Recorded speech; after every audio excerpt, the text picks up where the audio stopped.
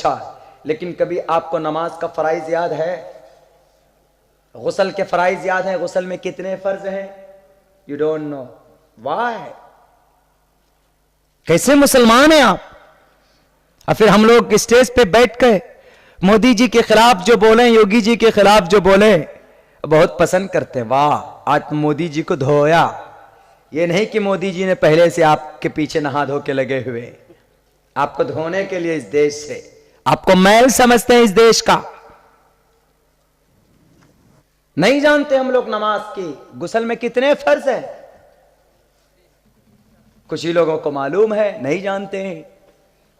अब बताइए, अब पूछ लीजिए कि सलमान खान कौन है, शाहरुख खान कौन है, आमिर खान कौन है, इरफान पठान कौन है? अभी सब बता देंगे। लॉलीवुड, टॉलीवुड, बॉलीवुड के फिल्म स्टार का नाम बता देंगे भी आपको, 1 सेकंड के अंदर गिना देंगे। पथमादार का सीधे खड़ा होना नमाज में फर्ज है। पथमादार का, इसी चीज को हनुमान जी कह रहे हैं। किसको? हनुमान जी को कह रहे हैं। कौन? श्री रामचंद्र जी। कोई माए का लाल इसकी तशरी और तरीके से नहीं कह सकता। क्यों? इसका एक ही मतलब है, पथमदार का, टू स्टैंड स्ट्रेट। पथमादार का जीवा दियोदियन, दियोदियन दूसरे नंबर पर दंडवत करो। मुसलमान नमाज पढ़ता है तो सजदा करता है, तो सजदा को भी दंडवत कहा गया। तृतीयानन को डलाकार, तीसरे नंबर पर कुंडली मारकर बैठ जाओ। जब मुसलमान नमाज पढ़ता है तो तशहुद में बैठता है तो कुंडली मारकर बैठता है। चतुर्तर देव चंद्र का, चौथे नंबर पर थोड़ा सा झुक जाओ, थोड़ा सा झुको। जब मुसलमान नमाज पढ़ता है तो रुकू में जाता है तो थोड़ा सा झुकता है। पंचम विनदो संयुक्ता, शरीफ इंसान की तरह आखिर में बैठ जाओ। और जब आप आखिर में नमाज में बैठते हैं कायदा आखिरा में, तो शरीफ इंसान की तरह बैठ जाते हैं। जैसे खुतबे में, जुमे की नमाज में जब खुतबा होता है तो पैर बिछाकर बैठते हैं, कितना सुकून मिलता है। ओंग आती है ना जब इमाम साहब खुतबा शुरू करते हैं, अल्हम्दुलिल्लाह नहमदुहु व नस्तईनुहु व नस्तगफिरुहु, पूरा खुतबा जो पढ़ते हैं, ओंग आती है, नींद आती है आपको। क्यों आती है नींद? वह रहमत का नुज़ूल होता है। कितनों परेशानी में आप जाइए, जुमे की नमाज में खुतबा सुनिए, देखिए आपको नींद आए। या मस्जिद में बैठिए किसी भी टाइम, देखिए आपको सुकून महसूस होगा। क्यों? आज भी अल्लाह की रहमत की बारिश होती है। हम लोग लेने वाले नहीं हैं। गए मस्जिद में, फटाफट उल्टे सीधे वजू किया, नमाज पढ़ी, निकल गए। मेरे भाइयों, ये जो जालिम बादशाह हम पर मुसल्लत हो रहे हैं कि देश के गद्दारों को गोली मारो सालों को, और आज हम लोग जो खामोश बैठ जाते हैं, कुछ नहीं कर पाते। क्यों? क्योंकि हम अंदर से बहुत ज्यादा कमजोर हो चुके हैं, बहुत ज्यादा कमजोर हो चुके हैं। उलामाए किराम का अदब व एहतराम नहीं, मदारिस की अहमियत नहीं, हर जगह पर घोटालाबाजी, हर जगह पर बदजनी, उलमा से दूरी। और माफ कीजिएगा, मैं उलमाए किराम, मैं भी एक आलिम दीन हूं, बल्कि एक तालिब इल्म की हैसियत से हूं। अवाम को उलमा की बहुत सख्त आज जरूरत है। उलमा भी अपने मसनद से उठकर, मस्जिद मदरसों से उठकर अवाम के बीच जाएं, उनके समस्या का समाधान करें, उनसे मिलें, और अवाम भी उलमाए किराम को अपना रहनुमा माने और उनसे पूछें, शरीयत पूछें, मिलें, ज़ियारत करें। मैं 2-3 रोज पहले एक मुफ्ती साहब, मुफ्ती इनामुल बारी साहब के पास मैं पहुंचा।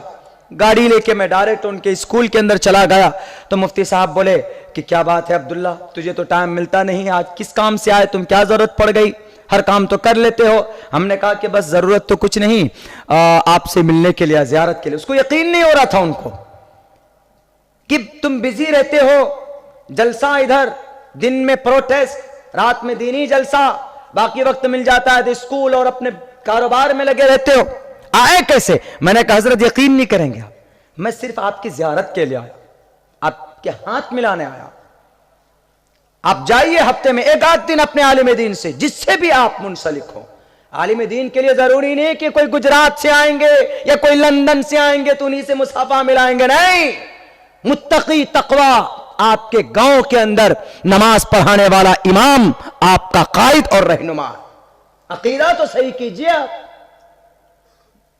हाँ, बाहर से जो लोग आते हैं उनकी ज़ियारत भी होनी चाहिए, चूंकि बाहर के हैं, बाहर के मेहमान होते हैं हमारे, लेकिन कम से कम इलाके के उलमा से मिलिए, कंसल्ट होइए, तो इंशाअल्लाह तबारक व तआला आप खुशी महसूस करेंगे कि मैं आज हजरत वाला से मिलने गया, हमको ये नसीहतें दी गई। आज ये सब चीजें हमारे कौम में नहीं है। सिर्फ एतराज उठाते हैं, मौलाना तो इतना पैसा खा गया, ये अपाची गाड़ी कहां से चला रहा है मौलाना, घर में टाइल्स कहां से बट रहे हैं, लगता है कि बाहर का सब फन इन्हीं के पास है। उन चीजों पर नजर होती है, ये नहीं देखते कि मौलाना, ये सिर्फ देखे मौलाना मुर्गा मटन बहुत खा रहा, मुर्गा इतना खा रहा है, चिकन खा रहा है। अरे चिकन उनके मुकद्दर में अल्लाह ने लिखा है। क्यों? पढ़ने के जमाने में पता मौलाना कितना मुर्गा बनता है, पढ़ने के जमाने में मुर्गा, कोई भी बात भी कान पकड़ो, हम लोग खुद ही इतना कान पकड़े हैं कि याद नहीं कर सकते, आप बता नहीं सकते। अभी भी उंगलियों के अंदर निशान है, देखिए अशरफुल साहब, ये देखिए है ना, ये सब पिटाई के निशान, मदरसे के जमाने में कोई बात हुई पकड़कर धून दिया, तब भी नहीं माने तो कान पकड़ो, मुर्गा बनो, मुर्गा बन जाते थे। हमारे उस्ताद कहते थे कि अरे अगर इमाम, आजकल के इमाम अगर चिकन मुर्गा खस्सी खाता है तो ये अल्लाह इसको देता है। क्यों? पढ़ने के ज़माने में अल्लाह ने इनको बहुत मुर्गा बनाया, इसलिए पढ़ाई के बाद अल्लाह कह देता जाओ पूरी ज़िंदगी में अब तुम्हारे नसीब में मुर्गा ही मुर्गा है, चिकन ही चिकन है। तो इसीलिए उनसे कबीरा खातिर नहीं होना चाहिए। मेरे भाइयों, हमें अपनी शरीयत से जुड़ना होगा। ये एनआरसी CAA होगा कुछ नहीं, क्यों? असंवैधानिक है, गैर कानूनी है, लेकिन उससे पहले हमें तो स्ट्रांग होना होगा, अपने अंदरूनी एतबार से मजबूती लानी पड़ेगी। और जिस देश में हम रहते हैं, इस देश में संविधान ने आपको अथॉरिटी दी है, आपको हुकूक दिए हैं कि भाई आप अपनी आवाज बुलंद कर सकते हैं, आपको कोई नहीं रोक सकता। लेकिन यह है कि आपको डिग्निटी होनी चाहिए, आपको मालूमात होनी चाहिए।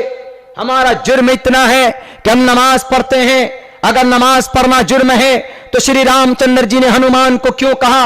अनुराग ठाकरे पूछिए, इस मंत्र का क्या मतलब बताओगे आप? प्रथमादार का जीवा दियोदयन मुझियते तृतीयानन को डलाकार चतुर्थर देव चंद्र का पंचम मिंदु संयुक्ता।